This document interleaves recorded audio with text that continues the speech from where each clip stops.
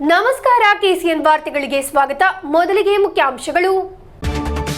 ಆಲಂಪಾಡಿ higher secondary ಶಾಲೆಯ ವಿದ್ಯಾರ್ಥಿಗಳಿಗೆ ವಿಷಾಹಾರ ಉಂಟಾಗಿರುವುದು ಶಾಲೆಗೆ ವಿತರಿಸಿದ ಹಾಲಿನಿಂದ ಎಂಬುದು ಪ್ರಾಥಮಿಕ ತೀರ್ಮಾನ.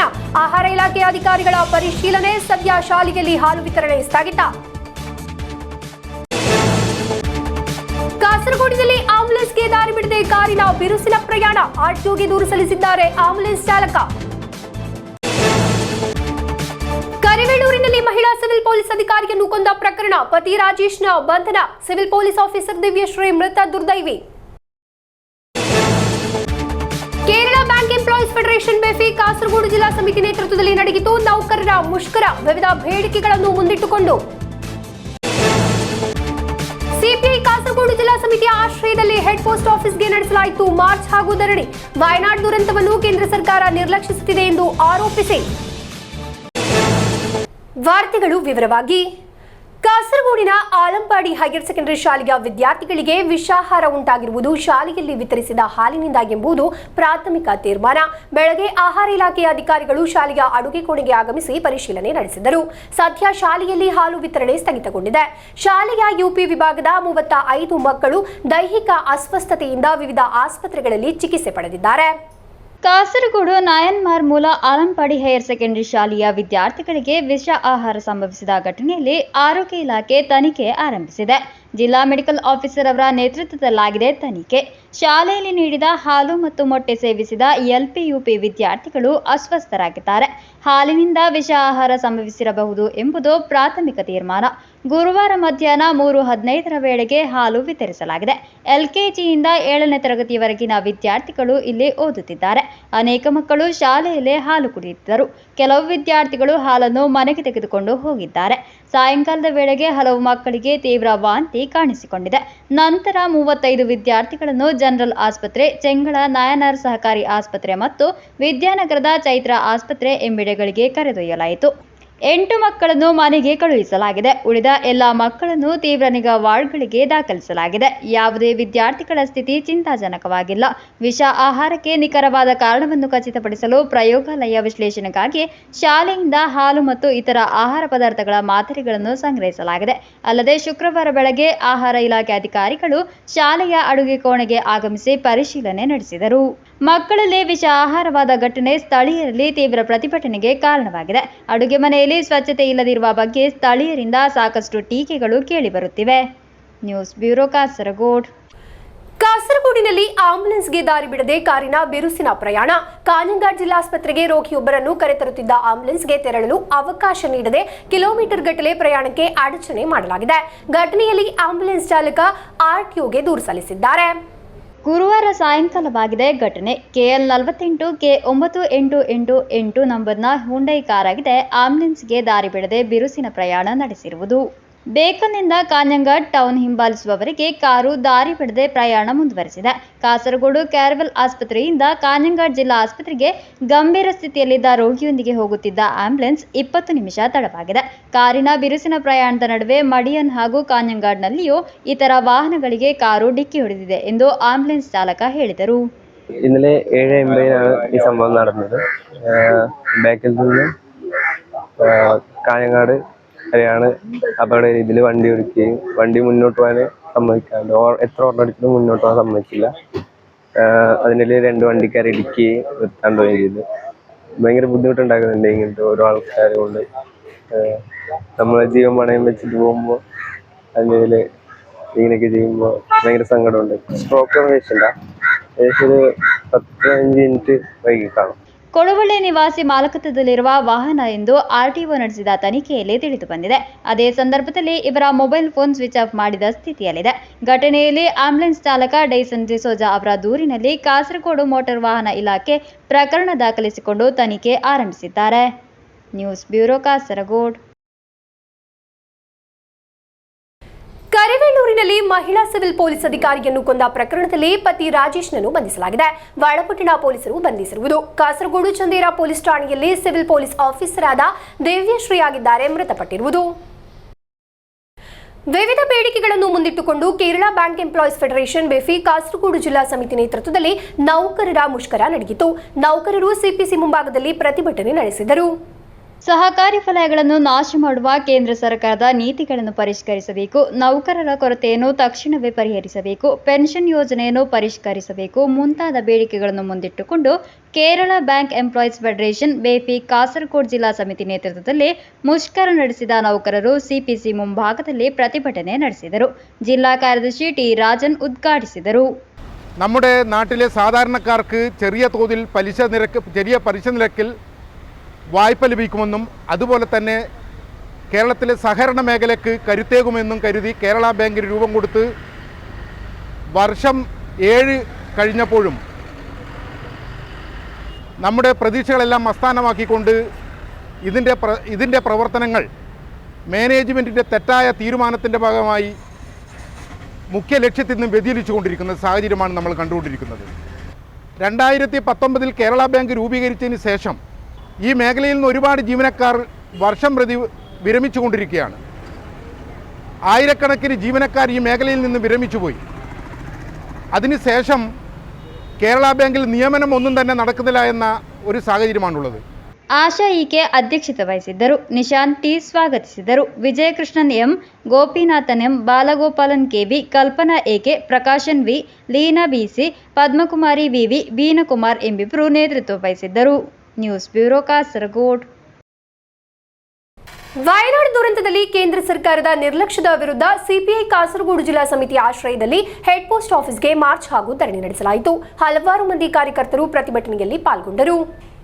ವಯನಾಡ್ ದುರಂತಕ್ಕೆ ಸಂಬಂಧಿಸಿ ಕೇಂದ್ರ ನಿರ್ಲಕ್ಷ್ಯವನ್ನು ತೋರಿಸುತ್ತಿದೆ ಎಂದು ಆರೋಪಿಸಿ ಸಿಪಿಐ ಕಾಸರಗೋಡು ಜಿಲ್ಲಾ ಸಮಿತಿಯ ನೇತೃತ್ವದಲ್ಲಿ ಹೆಡ್ ಪೋಸ್ಟ್ ಆಫೀಸ್ ಮಾರ್ಚ್ ಹಾಗೂ ಧರಣಿ ನಡೆಸಲಾಯಿತು.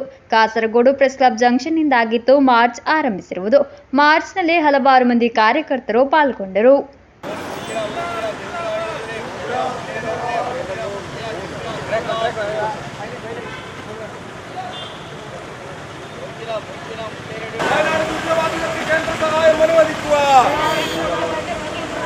വയനാട് ദുരിതബാധിതർക്ക് കേന്ദ്ര സഹായം അനുവദിക്കുക.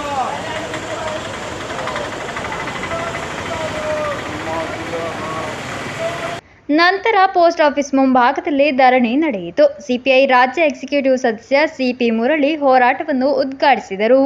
ഏത് കാലത്തും ഒരു ദുരന്തമുണ്ടായാൽ കേന്ദ്ര ഗവൺമെന്റിന്റെയും സംസ്ഥാന ഗവൺമെന്റിന്റെയും IMTCയുടെയും എല്ലാം നിയന്ത്രണത്തിന് വിധേയമാണ് കണക്കുകൾ തയ്യാറാക്കുക.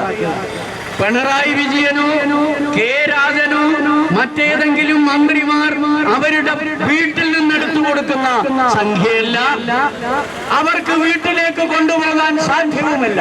ഈ കണക്കുകളും സംഖ്യകളും ഒരു എസ്റ്റിമേറ്റ് തയ്യാറാക്കുക. കൽപ്പറ്റ കപ്പുറത്ത്, മീനങ്ങാടിക്കപ്പുറത്ത്, മേപ്പാടി പഞ്ചായത്ത് ചൂരൽ മലയിൽ നിന്ന് ഒരു ശവശരീരം മാനന്തവാടിയിലേക്ക് എത്തിക്കണം. മാനന്തവാടിയിൽ അത് സംസ്കരിക്കണം. അതിനു വേണ്ടിയിട്ടുള്ള വാഹന ചെലവ് ഉൾപ്പെടെയുള്ള സംഖ്യ ഒരു എസ്റ്റിമേറ്റ് കണക്കാക്കിയതിനെയാണ് UDFും BJPയും ഒരുപോലെ കണക്കിലെ കളി എന്നും കണക്കിലെ തെറ്റ് എന്നും. എടോ, ആ കണക്കിൽ ലാഭമുണ്ടായാൽ അത്രയൊന്നും ചെലവ് വേണ്ടി വന്നില്ലെങ്കിൽ അത് മുഴുവൻ ഈ ദുരിതാശ്വാസ നിധിയിൽ കുന്നുകൂടും. ಸಿಪಿಐ ಜಿಲ್ಲಾ ಕಾರ್ಯದರ್ಶಿ ಸಿಪಿ ಬಾಬು ಅಧ್ಯಕ್ಷತೆ ವಹಿಸಿದ್ದರು. ರಾಜ್ಯ ಕೌನ್ಸಿಲ್ ಸದಸ್ಯ T Krishnan, Govindan Pallikapil, V Rajan, M Hasainar ಮುಂತಾದ ಹಲವಾರು ಮುಖಂಡರು ಮಾತನಾಡಿದರು. News bureau Kasaragod. ಕಾಸರಗೋಡು ಜಿಲ್ಲೆಯ ಲಾಟರಿ ಕಲ್ಯಾಣ ನಿಧಿ ಸದಸ್ಯರಿಗಿರುವ ಉಚಿತ ಸಮವಸ್ತ್ರ ವಿತರಣೆ ನಡೆಯಿತು. ಕಲೆಕ್ಟರೇಟ್ ಕಾನ್ಫರೆನ್ಸ್ ಹಾಲ್ನಲ್ಲಿ ನಡೆದ ಕಾರ್ಯಕ್ರಮವನ್ನು ಶಾಸಕ ಎನ್ ಎ ನೆಲ್ಲಿಕುನ್ ಉದ್ಘಾಟಿಸಿದರು. ಕಾಸರಗೋಡು ಜಿಲ್ಲೆಯ ಲಾಟರಿ ಕಲ್ಯಾಣ ನಿಧಿ ಸದಸ್ಯರಿಗಿರುವ ಉಚಿತ ಸಮವಸ್ತ್ರ ವಿತರಣೆ ಕಲೆಕ್ಟರೇಟ್ ಕಾನ್ಫರೆನ್ಸ್ ಹಾಲ್ನಲ್ಲಿ ನಡೆಯಿತು. ಕಾರ್ಯಕ್ರಮದ ಉದ್ಘಾಟನೆಯನ್ನು ಶಾಸಕ ಎನ್ ಎ ನೆಲ್ಲಿಕುನ್ ನೆರವೇರಿಸಿದರು. ರಾಜ್ಯ ಲಾಟರಿ ಏಜೆಂಟ್ಗಳ ಹಾಗೂ ಮಾರಾಟಗಾರರ ಕಲ್ಯಾಣ ನಿಧಿ ಮಂಡಳಿ ಸದಸ್ಯ ವಿ ಬಾಲನ್ ಅಧ್ಯಕ್ಷತೆ ವಹಿಸಿದರು. 2 ಜೊತೆ ಸಮವಸ್ತ್ರವನ್ನಾಗಿದೆ ವ್ಯಾಪಾರಿಗಳಿಗೆ ನೀಡಿರುವುದು. ಎಡಿಎಂ ಪಿ ಅಖಿಲ್ ಮುಖ್ಯ ಅತಿಥಿಯಾಗಿದ್ದರು. ಕಲ್ಯಾಣ ನಿಧಿ ರಾಜ್ಯ ವೆಲ್ಫೇರ್ ಆಫೀಸರ್ ನೌಷದ್, ಸಂಘಟನಾ ಪ್ರತಿನಿಧಿಗಳಾದ E Kunhiraman, KM Sreedharan, PV Umeshan, Madhusudanan Nambiar, VB Sathyanathan, NK Bijumon, ಜಿಲ್ಲಾ lottery officer MK Rajath Kumar ಮುಂತಾದವರು ಮಾತನಾಡಿದರು. News bureau Kasaragod. ನೂತನ ಯೋಜನೆಯೊಂದಿಗೆ ಕಣ್ಣೂರು ಕಿಮ್ಸ್ ಶ್ರೀಚಂದ್ ಆಸ್ಪತ್ರೆ ಆರ್ಥಿಕವಾಗಿ ಹಿಂದುಳಿದವರಿಗೆ ಉಚಿತ ಶಸ್ತ್ರಚಿಕಿತ್ಸಾ ಸೌಲಭ್ಯವನ್ನು ಆಸ್ಪತ್ರೆಯಲ್ಲಿ ಕಲ್ಪಿಸಲಾಗಿದೆ. ಆರ್ಥಿಕ ಸಮಸ್ಯೆಯ ಕಾರಣ ಶಸ್ತ್ರಚಿಕಿತ್ಸೆಯನ್ನು ಮಾಡಲು ಸಾಧ್ಯವಾಗದೇ ಇರುವವರಿಗೆ ನಿರಾಳವಾಗಿ ಕಣ್ಣೂರು ಕಿಮ್ಸ್ ಶ್ರೀಚಂದ್ ಆಸ್ಪತ್ರೆ ನೂತನ ಯೋಜನೆಯನ್ನು ಆರಂಭಿಸಿದೆ. ಆರ್ಥಿಕವಾಗಿ ಹಿಂದುಳಿದವರಿಗಾಗಿ ಉಚಿತ ಶಸ್ತ್ರಚಿಕಿತ್ಸೆಯ ಸಹಾಯ ನೀಡುವ ಈ ಯೋಜನೆಯ ಮೂಲಕ ಸಮಾಜದ ಎಲ್ಲ ವಿಭಾಗದ ಜನರಿಗೆ ಗುಣಮಟ್ಟದ ಚಿಕಿತ್ಸೆಯನ್ನು ಖಚಿತಪಡಿಸುವುದು ಗುರಿಯಾಗಿದೆ. ಆಸ್ಪತ್ರೆಯ ವಿವಿಧ ವಿಭಾಗಗಳ ಸಹಕಾರದೊಂದಿಗೆ ಹಾಗೂ ಮೆಡಿಕಲ್ ಡೈರೆಕ್ಟರ್ ಹಾಗೂ ಚೀಫ್ ಕಾರ್ಡಿಯಾಲಜಿಸ್ಟ್ ಡಾಕ್ಟರ್ ರವೀಂದ್ರನ್ ನೇತೃತ್ವದಲ್ಲಿ ಯೋಜನೆ ಜಾರಿಗೆ ತರಲಾಗುವುದು. ಹೆಚ್ಚಿನ ವಿವರಗಳಿಗಾಗಿ 7025767676 ಎಂಬ ಸಂಖ್ಯೆಯನ್ನು ಸಂಪರ್ಕಿಸಬಹುದು ಎಂದು ಆಸ್ಪತ್ರೆ അധികാരിಗಳು ತಿಳಿಸಿದರು. തീരെ പാവപ്പെട്ടവരാണ്, BPL കാർഡുള്ളവരാണെന്നുണ്ടെങ്കിൽ പ്രൊസീജിയർ ചാർജ് മുഴുവനായിട്ട് ഒഴിവാക്കാൻ ഇവിടെയുള്ള ഡോക്ടേഴ്സ് എല്ലാവരും തയ്യാറാണ്. ഇതുകൊണ്ടുള്ള ഗുണം എന്ന് വെച്ചാൽ നമുക്കറിയാം, പല ഗവൺമെൻറ് ഹോസ്പിറ്റലിലും രോഗികൾ ഡേറ്റ് കിട്ടാൻ ക്യൂ നിൽക്കുകയായിരിക്കും. ഇപ്പോൾ ഒരു സർജറിക്ക് അത്യാവശ്യമായിട്ടുള്ളൊരു സർജറി ഉണ്ട്, അത് ചെയ്യണം, എന്നാലോ അതിനൊരു മേബി 1 മാസം 2 മാസമൊക്കെ വെയിറ്റ് ചെയ്യേണ്ടി വരും. അല്ലെങ്കിൽ പലയിടത്തും ഫെസിലിറ്റീസ് ഉണ്ടാവില്ല.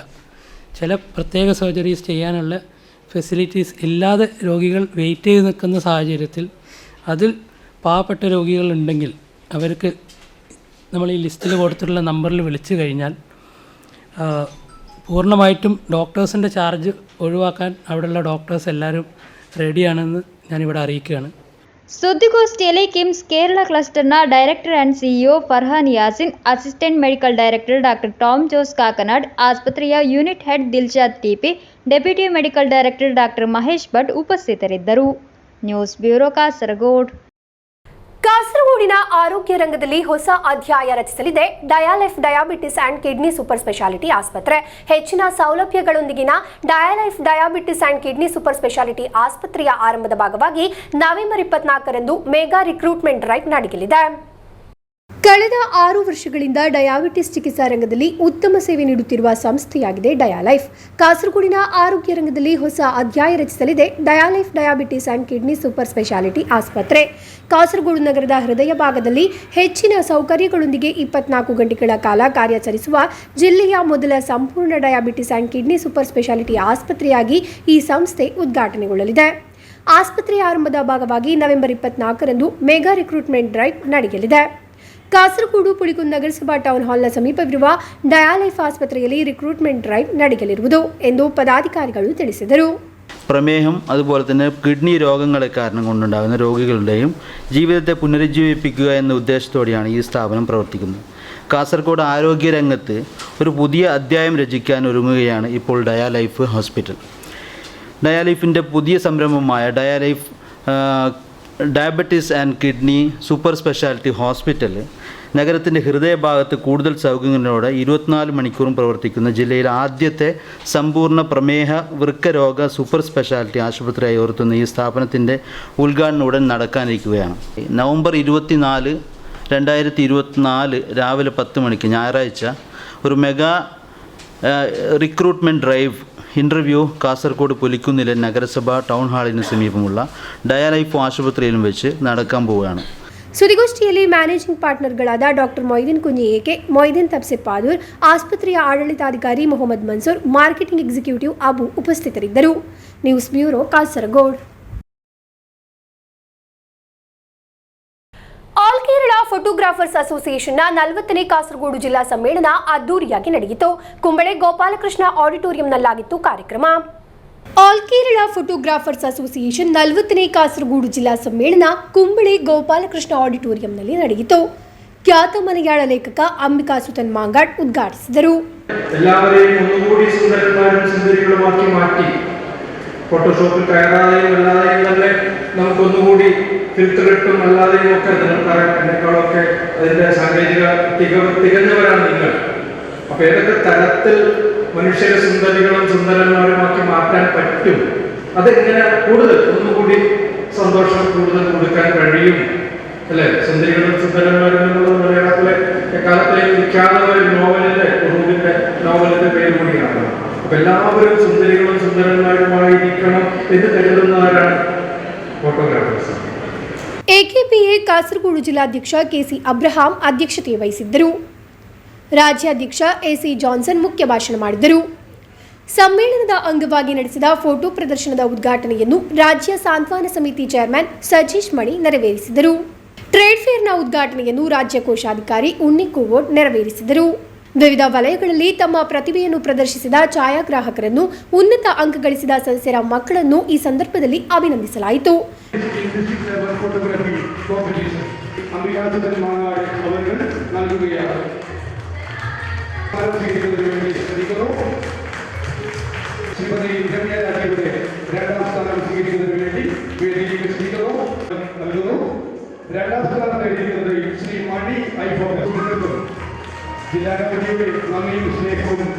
News bureau Kasaragod.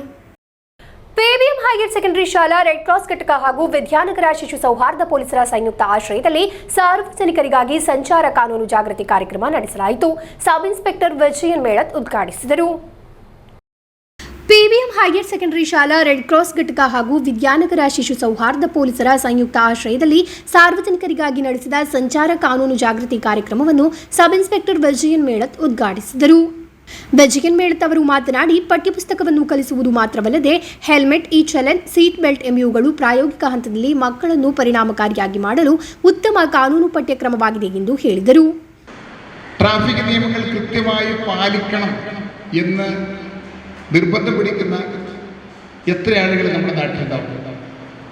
നമ്മളെപ്പോഴും നമ്മൾ അതിനതീതമായി ചിന്തിക്കാൻ, അത് എങ്ങനെയൊക്കെയാണ് നമുക്ക് ലംഘിക്കാൻ കഴിയുക, അതിനൊരുപാട് എക്സ്ക്യൂസ് നമ്മൾ പറയും അല്ലേ.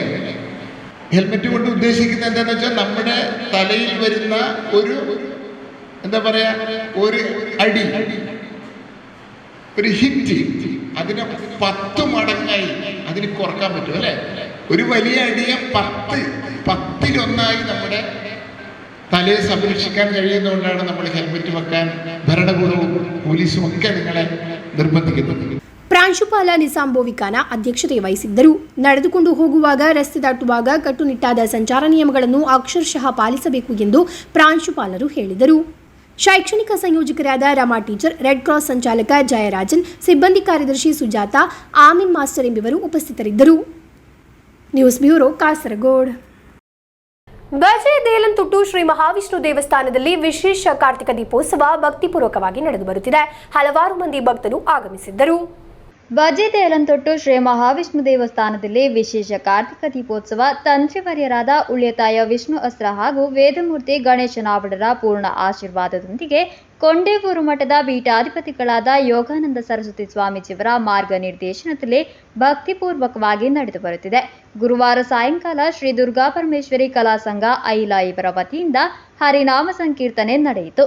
ನಂತರ ವೇದಮೂರ್ತಿ ಹರಿನಾರಾಯಣಮಯ್ಯ ಕುಂಬಳೆ ಅವರ ನೇತೃತ್ವದಲ್ಲಿ ಸಾಮೂಹಿಕ ವಿಷ್ಣು ಸಹಸ್ರನಾಮ ಪಾರಾಯಣ ಜರುಗಿತು.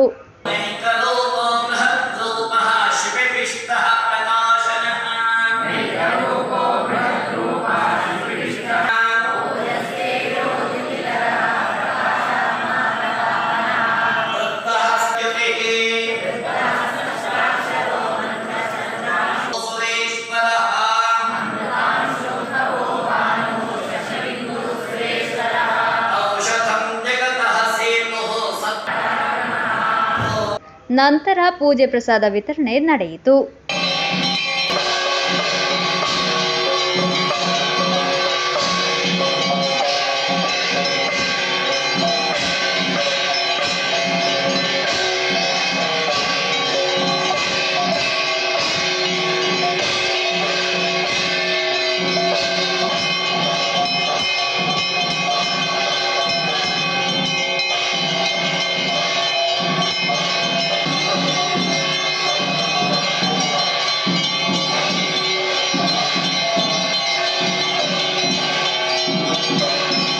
ಹಲವಾರು ಮಂದಿ ಭಕ್ತರು ಆಗಮಿಸಿದ್ದರು. News bureau Kasaragod. ಕೊನೆಯಲ್ಲಿ ಮತ್ತೊಮ್ಮೆ ಮುಖ್ಯಾಂಶಗಳು. ಆಲಂಪಾಡಿ ಹೈಯರ್ ಸೆಕೆಂಡರಿ ಶಾಲೆಯ ವಿದ್ಯಾರ್ಥಿಗಳಿಗೆ ವಿಷಾಹಾರ ಉಂಟಾಗಿರುವುದು ಶಾಲೆಯಲ್ಲಿ ವಿತರಿಸಿದ ಹಾಲಿನಿಂದ ಎಂಬುದು ಪ್ರಾಥಮಿಕ ತೀರ್ಮಾನ. ಆಹಾರ ಇಲಾಖೆ ಅಧಿಕಾರಿಗಳ ಪರಿಶೀಲನೆ. ಸದ್ಯ ಶಾಲೆಯಲ್ಲಿ ಹಾಲು ವಿತರಣೆ ಸ್ಥಗಿತ. ಕಾಸರಗೋಡಿನಲ್ಲಿ ಆಂಬುಲೆನ್ಸ್ಗೆ ದಾರಿ ಬಿಡದೆ ಕಾರಿನ ಬಿರುಸಿನ ಪ್ರಯಾಣ. ಆರ್ಟಿಒಗೆ ದೂರು ಸಲ್ಲಿಸಿದ್ದಾರೆ ಆಂಬುಲೆನ್ಸ್ ಚಾಲಕ. ಕರಿವೇಳೂರಿನಲ್ಲಿ ಮಹಿಳಾ ಸಿವಿಲ್ ಪೊಲೀಸ್ ಅಧಿಕಾರಿಯನ್ನು ಕೊಂದ ಪ್ರಕರಣ, ಪತಿ ರಾಜೇಶ್ನ ಬಂಧನ, ಸಿವಿಲ್ ಪೊಲೀಸ್ ಆಫೀಸರ್ ದಿವ್ಯಶ್ರೀ ಮೃತ ದುರ್ದೈವಿ. Kerala bank employees federation BEFI Kasaragod ಜಿಲ್ಲಾ ಸಮಿತಿ ನೇತೃತ್ವದಲ್ಲಿ ನಡೆಯಿತು ನೌಕರರ ಮುಷ್ಕರ, ವಿವಿಧ ಬೇಡಿಕೆಗಳನ್ನು ಮುಂದಿಟ್ಟುಕೊಂಡು. ಸಿಪಿಐ ಕಾಸರಗೋಡು ಜಿಲ್ಲಾ ಸಮಿತಿಯ ಆಶ್ರಯದಲ್ಲಿ ಹೆಡ್ ಪೋಸ್ಟ್ ಆಫೀಸ್ಗೆ ನಡೆಸಲಾಯಿತು ಮಾರ್ಚ್ ಹಾಗೂ ಧರಣಿ. ವಯನಾಡ್ ದುರಂತವನ್ನು ಕೇಂದ್ರ ಸರ್ಕಾರ ನಿರ್ಲಕ್ಷಿಸುತ್ತಿದೆ ಎಂದು ಆರೋಪಿಸಿ. ಇಂದಿನ ವಾರ್ತಾ ಸಂಚಿಕೆ ಇಲ್ಲಿಗೆ ಮುಕ್ತಾಯವಾಯಿತು. ಮುಂದಿನ ವಾರ್ತಾ ಸಂಚಿಕೆಯೊಂದಿಗೆ ಭೇಟಿಯಾಗೋಣ. ವಂದನೆಗಳು.